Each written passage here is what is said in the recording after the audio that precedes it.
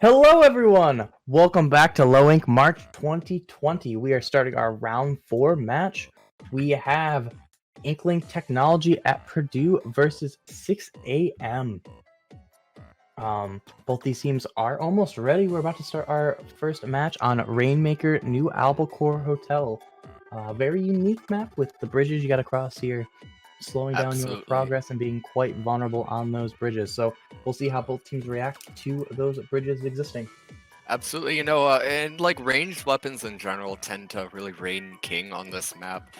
In Rainmaker, it's actually going to be a very difficult map. There's so many different routes that you can take. I'm not going to count the right side, but there's so many routes that you can take on this map to get a really quick push off. And so it'll be interesting to see just what happens and how each team really tries to tackle this map. You see a charger come out right here from Purdue, a heavy spitling come out, so a little bit more mobility right there from the other side as well.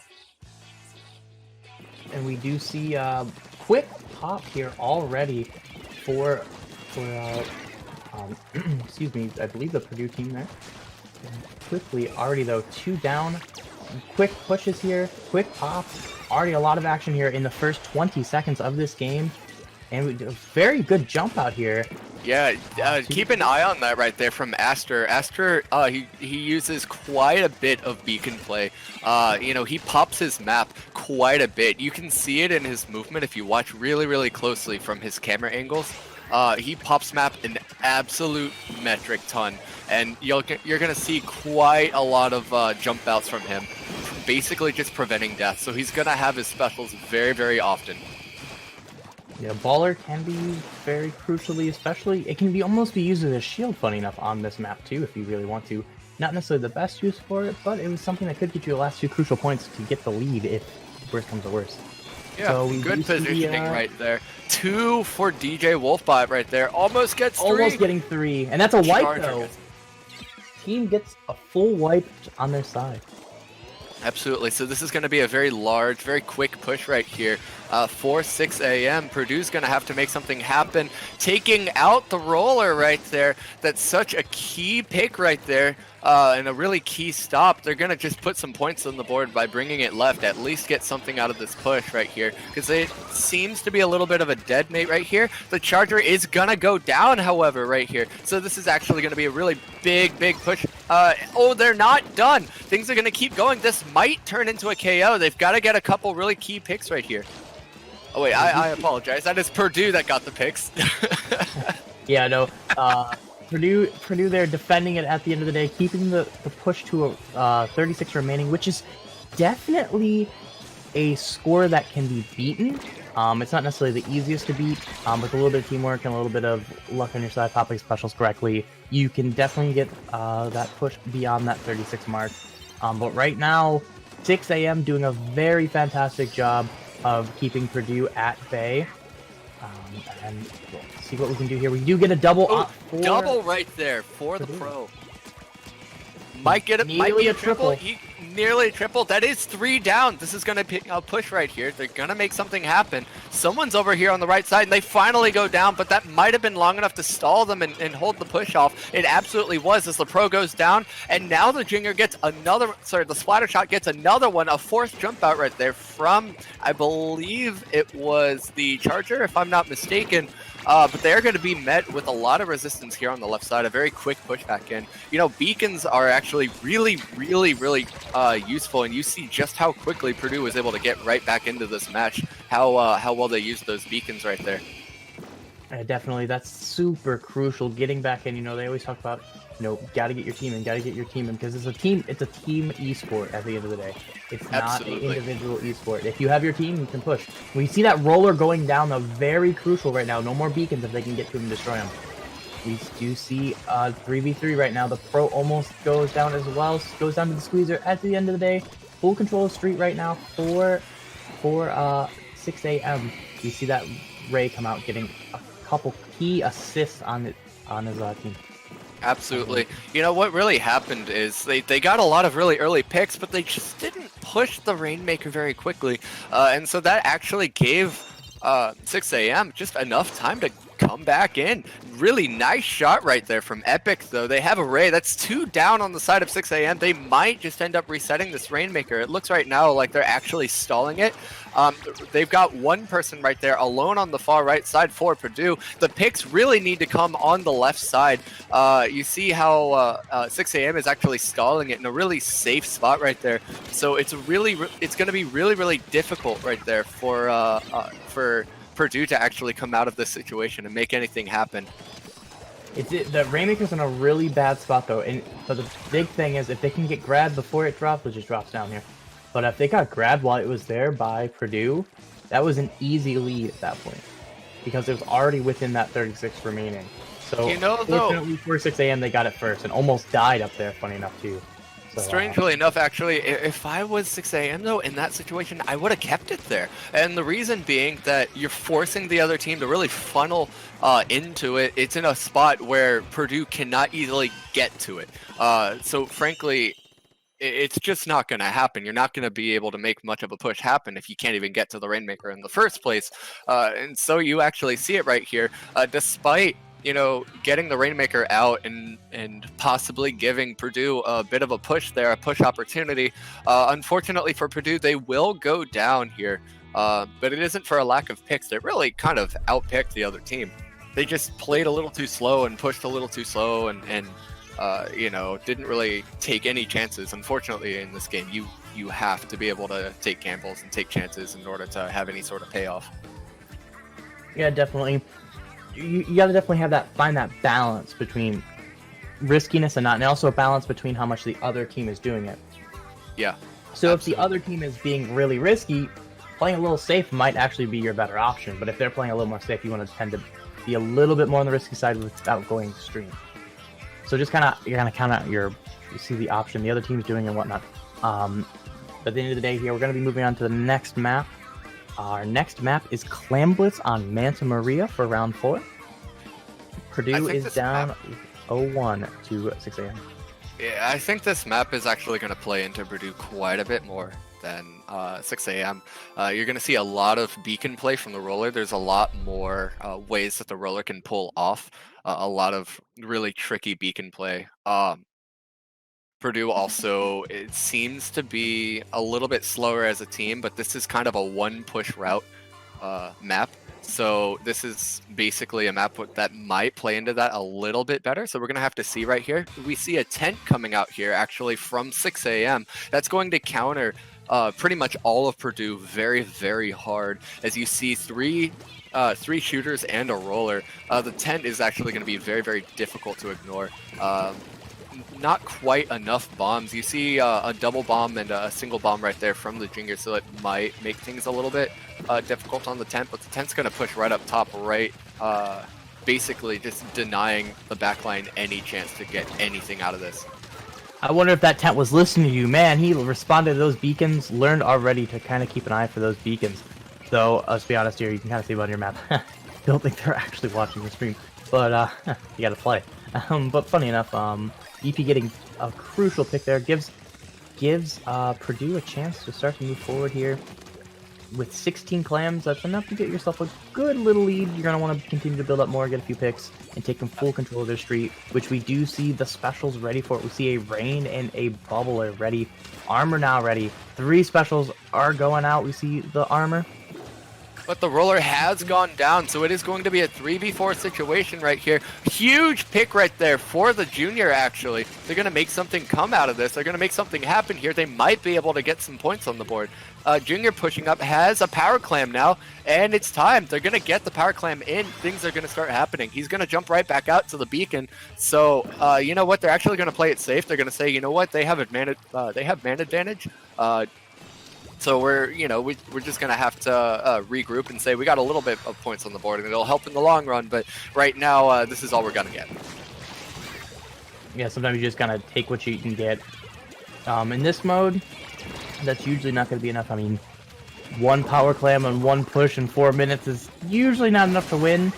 Tends to be a little bit of a slower scoring game, but we already see 1 score here. We just need 1 little clam. From the side of 6am, and now they have the lead there. with a lot of flames ready. We see this roller flanking though. Will it be detected? It was detected and has not necessarily been neutralized, but definitely mitigated. Definitely could have done a lot worse, a lot faster.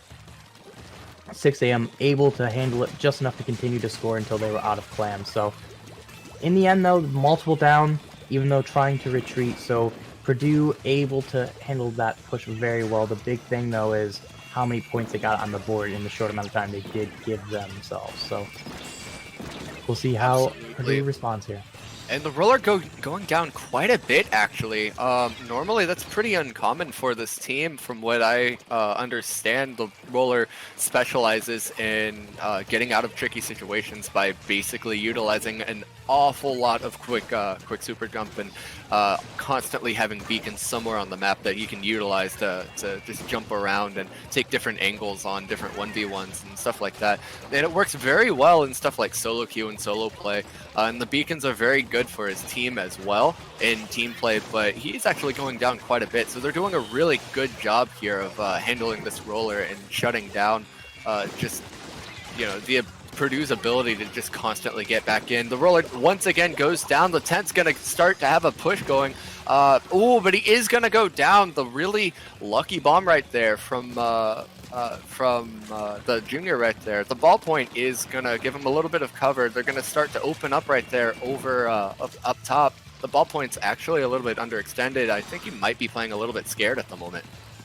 I think the big thing right now is the map control. I mean, Purdue just not had the map control that 6 a.m. has had all set so far. It's just been map control, map control, and let's be honest, your rollers depend on that map control.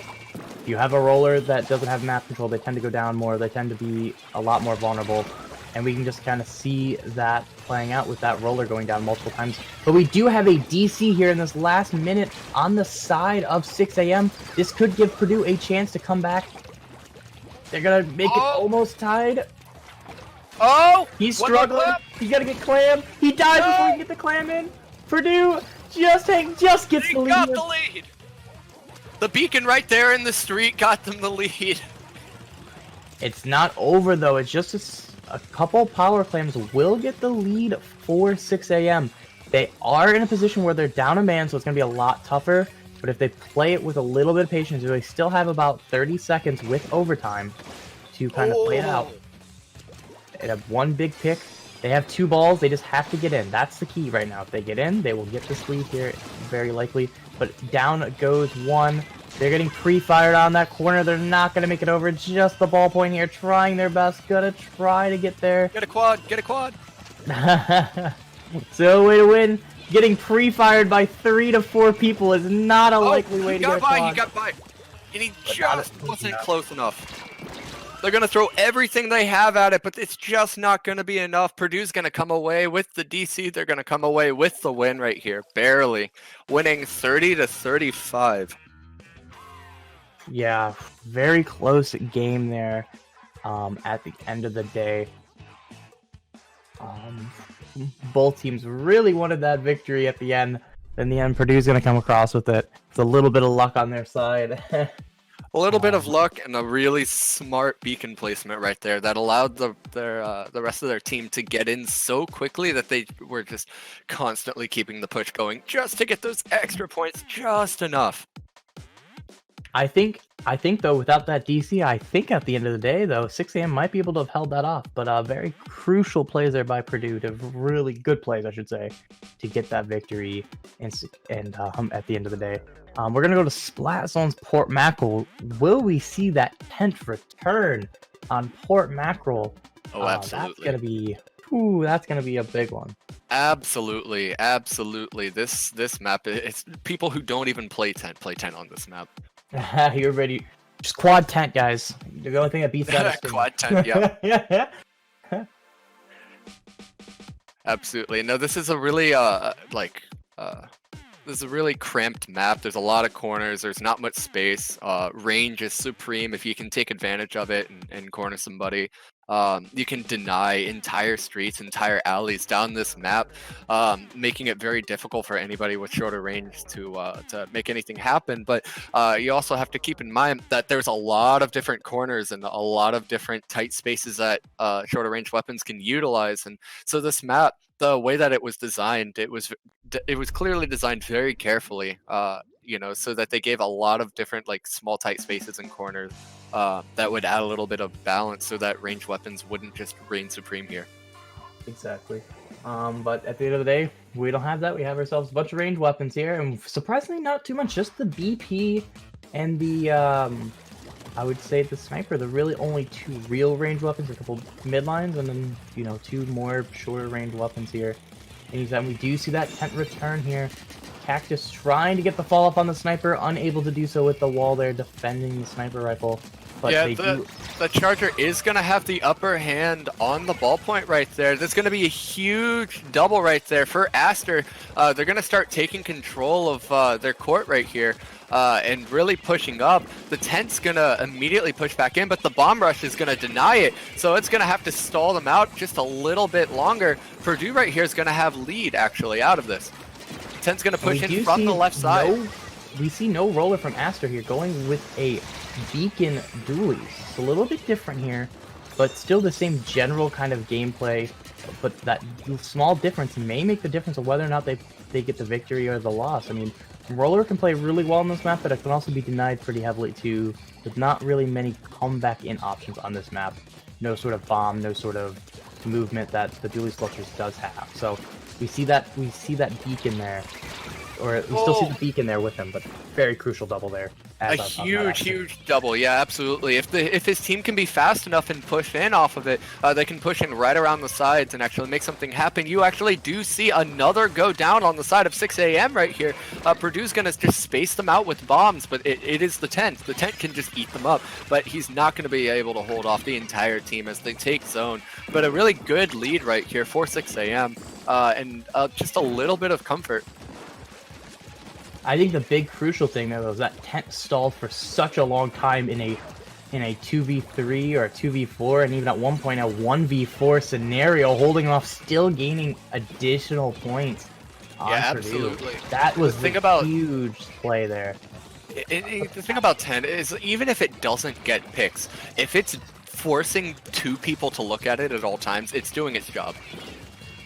And we see another person going down on the side of Purdue. Very well defended here. Pushed back by Purdue. 6 a.m. doing very well, holding this, keeping it still at minimum neutral. Though the cap with the booyah bomb, very, very good here. Big penalty on 6 a.m., which will stop Purdue from going down even more than they already are. Absolutely, and frankly, those kind of stalls can really just let you regroup and say, okay, look, we just gave it our all, we wasted our resources, but now we have a little bit of time to just recharge and give it one big push, And so they're that pick is going to be absolutely massive. The ballpoint getting huge pick right there. That's going to put Purdue at the very least down a special for the pushback in, and they're going to have to go for it right here with the bomb rush. The ballpoint's going to deny them the right side, get another really huge pick. The rain coming out, Purdue going for it. They have zone, but they're not going to keep it. Another pick right there from the ballpoint. Massive plays. Complete wipe of Purdue. Purdue goes completely down. They got a little bit back at it, but not much. They got very little out of that denial, other than just another small penalty to give themselves a little bit of a chance to come back. A 30-point penalty isn't a lot when you're at a 2v2, now a 2v1 scenario in mid. Very hard here for them to come back in these last few seconds. Fighting for it, another one down. Charger down, but 1 down on the side. That's going to be the set there in favor of 6 a.m., a 2-1 victory. Going to defeat Inkling Technology at Purdue. So very well fought set, but at the end of the day, 6 a.m. going to take this victory. Like I said, I think that crucial play there is just that tent, man, really in that middle of the match, that tent really holding down the zone with little to no support there for quite a while. Crucial points that Purdue just never could come back from. Yeah, and looking at Purdue's comp, they really just didn't have anything that they could use to play against a tent on this map. Either you have to take advantage of how slow tent is as a weapon and play something much faster, or you have to play something that can push in and get in just as well as a tent can. Run something like Instapop bubbles on Squeezer, run something like Tetras, run something, basically something that forces the opponents to give it attention.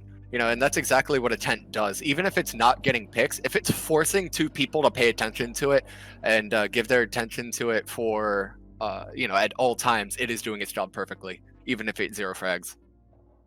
Yeah, definitely. I mean, that's what it is. It's a support. It's not about the kills. It's one of those weapons. Same thing to an extent. You have your junior. You have other support weapons, even some things like permabrush. Surprisingly, it isn't about kills. It's about putting down paint. It's about supporting with armor, or in Tent's case, the shield. It isn't about getting those picks. So you may see it have 1 or 2 kills, but if it's doing the support goal it has, so either a ton of armor, so it may have 20 assists from armors, but it may only have 1 or 2 actual kills. Yeah, absolutely. Do your job. If it's one of those things that they say with every team sport or team esport, if you do your job, and if everyone does their job, you're gonna come out with that victory. And that's what we kind of see that Tent do his job, and they came out with that victory at the end of the day. Absolutely. And the way Tent pushes in, the way that he pushed in, despite not getting very many picks, his job is allowing his frontliners and his teammates to get more picks. You saw it a lot in that match with the K-shot, especially, actually.